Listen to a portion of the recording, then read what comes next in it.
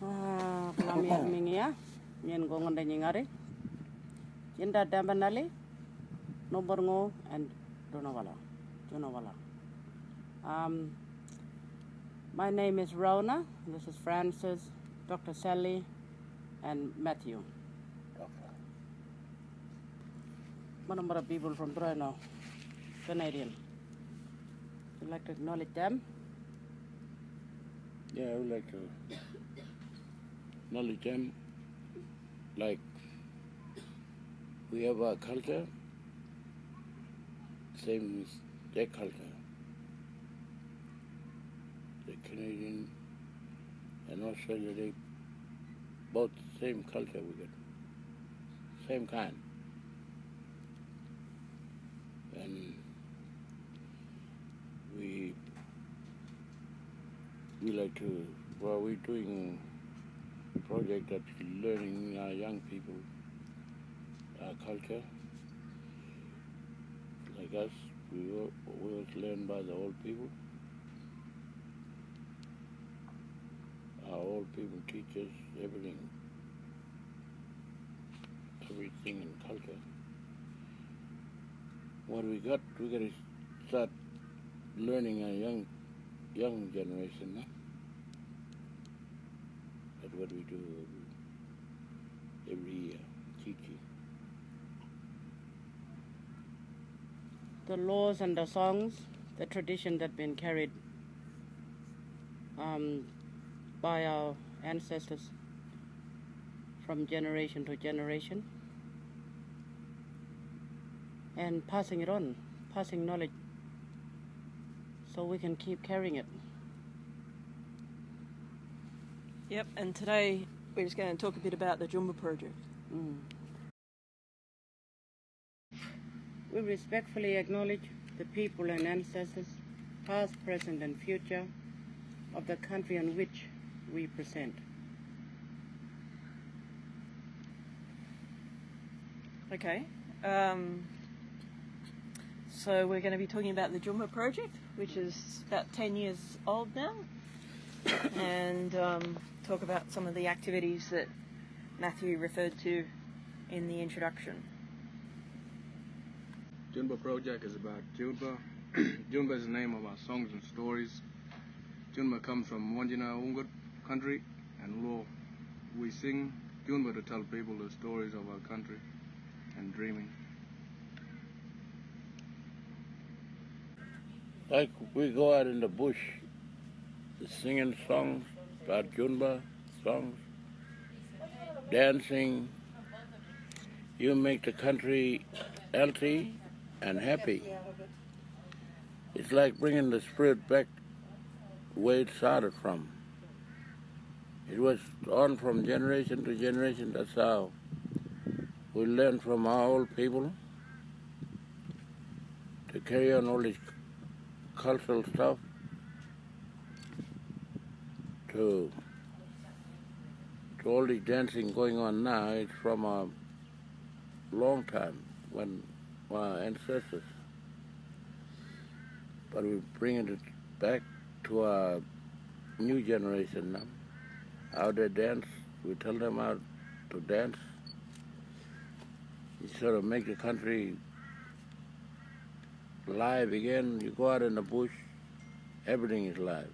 Tree, water, bird, mountain, they come to life. So even the spirit from old days, they wake up from their sleeping ground. They wake up, they can listen to voice, and they're real happy about it, and make you feel happy. So in 2010, the senior Ngarinyin saw that young people weren't learning Junba. So this graph shows that less songs were being sung, less dances were being danced, the singers were getting older and fewer. The old people were worried for country, for waterholes, rock art and sacred sites. Songs are connected to country, and where there is no song, country deteriorates.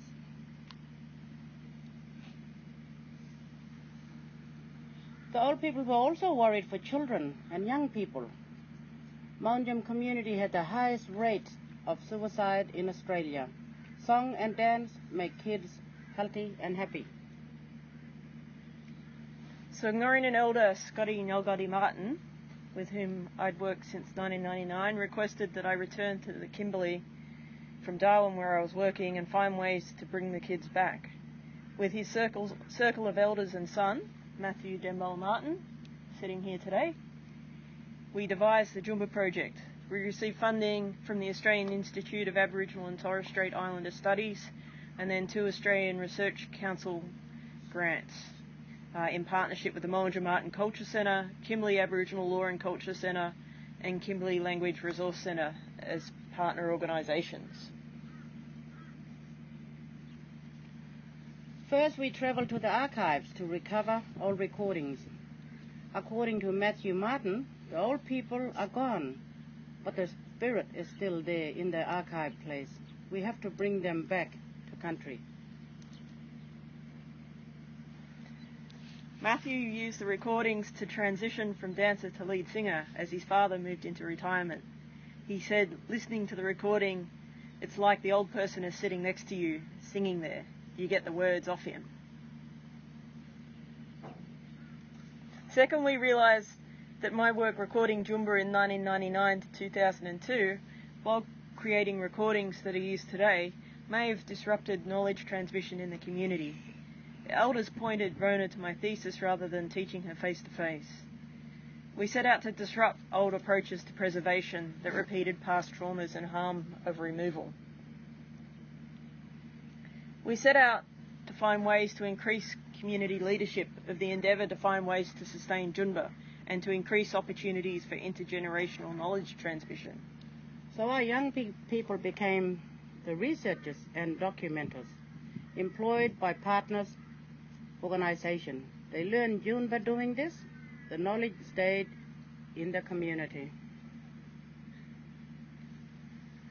Then we organised Junba camps, and on these camps the community taught Junba the old way on country. In partnership with the Mowanjum Art and Culture Centre, we used cameras, iPads and recorders, drawing workshops, t-shirt and hat design and production to engage children and young people in Junba teaching and learning. Mowanjum teenagers emerged as teachers, not just learners. We realised that young people drive transmission of knowledge about Junba as much as elders do. It's multi-directional, not just from the elders to the youngest. They also emerged as key lead researchers. At the Mowanjum Festival we danced stories and hadn't been done for 20 years. Now we teach the younger kids too. Now we're going to have a look at the first picture in the front. It's two old people dancing, showing the young children how to dance. And the second one is teenage boys, what learn from them old people, and they're carrying it on them, dancing. And right down to the bottom, where the 2 little ones, they're learning, they're coming up to learn with these teenage boys. That's how the culture runs. It's like old people show, the dance. It comes to the second older, third, right down to the 4th, who danced, the little one. We look at old photos, drawings and videos. We saw the way that the old people painted up their water skin and Jungan skin. We did it ourselves. This is our law. It makes us healthy and happy. The next stage was supporting the new singers coming through. Young people learnt with audio on their phones, with computers, giving them the confidence to seek out teaching of elders. So we brought Junba into the way that we have written about and spoken about the research. We have published and presented at conferences across Australia and in Canada and the US. First it was Matt and Sally, then me, and now the younger generation. We see our collaboration as Winun. Winun is sharing but also giving back. It is our law, It is like a contract. Sally is in Winun with us. She has received from the old people and is giving to the new generation. By extension, Melbourne University is in Winun. In partnership with the Art Centre and the WA State Library, we've continued the Winun framework in the development of the community's digital repository for historical audiovisual records about Junba and about the community. After 10 years of Junba Project, Junba is stronger. There are more dances, more songs, more languages, younger singers. There are more partners with a stake and interest in supporting Junba activities. Vitality markers indicate that Junba is sustaining and increasing in health. That's the end of the presentation. If you want to ask any questions, just send some emails to Sally Junba.